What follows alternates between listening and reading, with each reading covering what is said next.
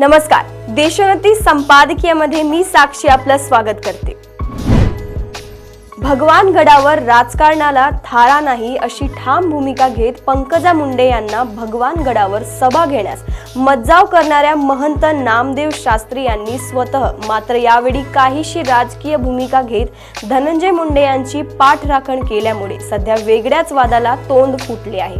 संतोष देशमुख यांच्या हत्येचे प्रकरण गेल्या काही दिवसांपासून चांगलेच चर्चेत आहे। या प्रकरणाची चौकशी सुरू असताना राष्ट्रवादी काँग्रेसचे नेते आणि मंत्री धनंजय मुंडे यांच्यावर देखील आरोप केले जात आहेत।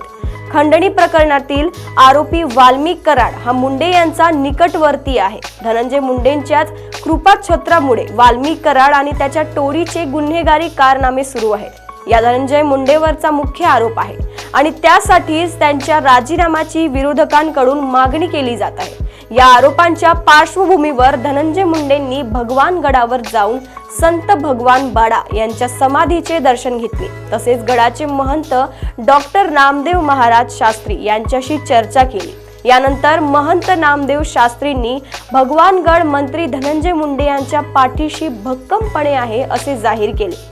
महंत नामदेव शास्त्रीच्या या भूमिकेमुळे ते आता वादात सापडले आहे। विशेषतः हे गावकीतले भांडण होते। ज्यांनी हे कृत्य केले त्यांचाही आधी अपमान करण्यात आला होता असे म्हणत महंत नामदेव शास्त्रींनी हा वाद आपल्यावर ओढवून घेतला आहे। त्यांच्या भूमिकेनंतर सामाजिक कार्यकर्ता अंजली दमानिया यांनी नामदेव शास्त्रींना धनंजय मुंडे यांची काळी बाजू माहीत नसेल तर त्या संदर्भात संपूर्ण माहिती त्यांना सादर करण्यास तयार असल्याचे म्हटले आहे। मराठा आंदोलन मनोज जरांगे यांनी देखील महंत अशी काही भूमिका घेतील हे अपेक्षित नसल्याचे म्हटले आहे।